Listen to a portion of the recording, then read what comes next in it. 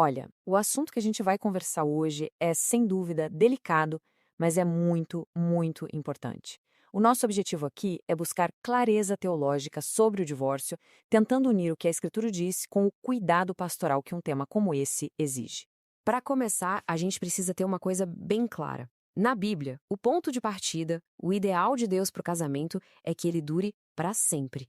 É uma aliança, uma união pensada para ser indissolúvel, selada por Deus. Esse é o padrão perfeito. Então, o nosso roteiro vai ser o seguinte: a gente começa com esse ideal divino, depois a gente encara as realidades complicadas do nosso mundo, dá uma olhada em alguns textos-chave da Bíblia e, por fim, tenta apontar um caminho de sabedoria para lidar com tudo isso. Então, para começar, vamos mergulhar nessa tensão que existe entre o que Deus planejou para o casamento e a realidade do nosso coração, a realidade do pecado. E aqui está o ponto central. O próprio Jesus explica que o divórcio não fazia parte do plano original. Ele foi permitido lá atrás por Moisés como uma concessão, quase como uma medida de emergência por causa da dureza do coração. Ou seja, o pecado quebra coisas, né? E o casamento, infelizmente, não está imune a isso. Tradicionalmente, a igreja sempre entendeu que existiam duas situações bem claras que permitiam divórcio em um novo casamento. A primeira é a imoralidade sexual, a palavra grega para isso é porneia, e a segunda é o abandono, quando o cônjuge que não é cristão decide ir embora. Esses são os fundamentos clássicos, mas como a gente vai ver, a vida às vezes traz situações ainda mais complicadas. E é exatamente aqui que a coisa começa a ficar mais complexa, né? Porque surge uma pergunta. E quando o sofrimento é extremo, como em casos de violência, mas não se encaixa perfeitamente nessas duas exceções tradicionais? O que fazer? Essa pergunta muda tudo. Ela desafia qualquer leitura simplista do texto. Quando o lugar que deveria ser o mais seguro do mundo se transforma numa fonte de medo, de abuso, de perigo, qual é a resposta da fé? Por muito tempo, a interpretação que se dava era bem difícil. A vítima podia sim se separar fisicamente para garantir a própria segurança, mas não podia se divorciar e casar de novo. Pastoralmente, isso criava uma situação terrível, que prendia a pessoa num limbo, ainda ligada legalmente ao seu agressor. E aí a gente chega num impasse ético gigantesco. A ética cristã, na sua essência, valoriza a vida, a dignidade, a proteção dos mais fracos. Então, uma interpretação que coloca a manutenção de um contrato acima da segurança e da vida de uma pessoa, bem, essa interpretação precisa ser olhada com muito, muito cuidado. Então, como é que a gente sai desse impasse?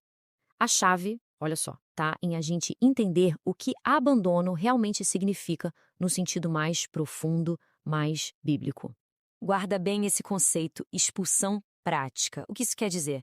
Quer dizer que atitudes como violência, abuso, criar um ambiente de perigo constante, não são só pecados dentro do casamento.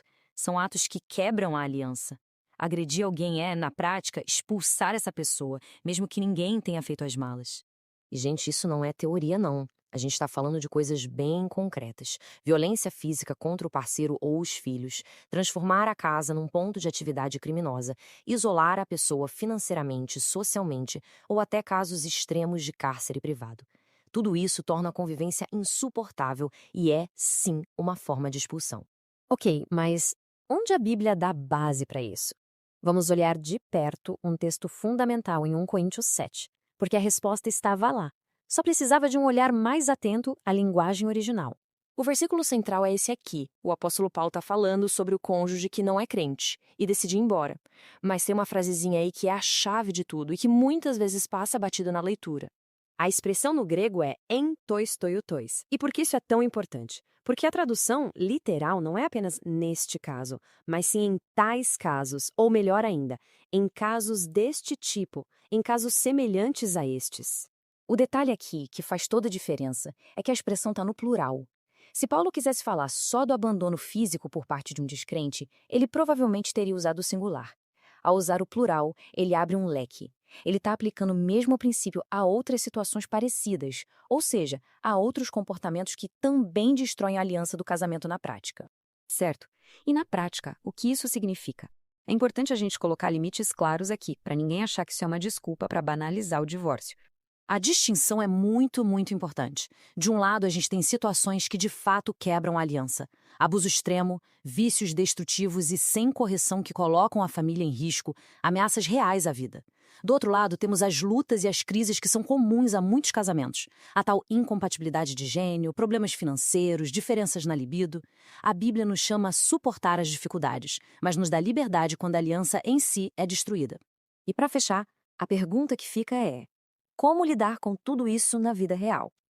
A resposta não é uma fórmula mágica, mas um chamado à sabedoria, ao apoio da comunidade e um discernimento feito com muito cuidado. Olha, isso aqui é talvez o ponto mais importante de toda essa nossa conversa. O que a gente apresentou aqui é um guia, uma estrutura para ajudar a entender o assunto. Não é de jeito nenhum uma licença para alguém tomar uma decisão tão séria de forma isolada, sozinho, só com base no que viu na internet. Então, para quem está vivendo uma situação assim de perigo, de sofrimento extremo, o caminho da sabedoria passa por buscar ajuda em 3 lugares essenciais. Primeiro, a liderança da sua igreja, que tem a responsabilidade de cuidar e ajudar no discernimento. Segundo, apoio psicológico profissional, porque ninguém deveria passar por esse trauma sem ajuda. E terceiro, aconselhamento jurídico para entender os direitos e garantir a segurança, tanto física quanto financeira. E a gente encerra com essa reflexão final. Discutir esse assunto não é sobre achar brechas na lei de Deus. É sobre entender como a graça funciona nesse ponto de encontro tão doloroso entre o ideal de um casamento santo e a necessidade de proteger as vítimas no mundo quebrado. É um convite para a gente pensar no caráter de um Deus que, sim, odeia o divórcio, mas que ama a justiça e defende os oprimidos com a mesma intensidade.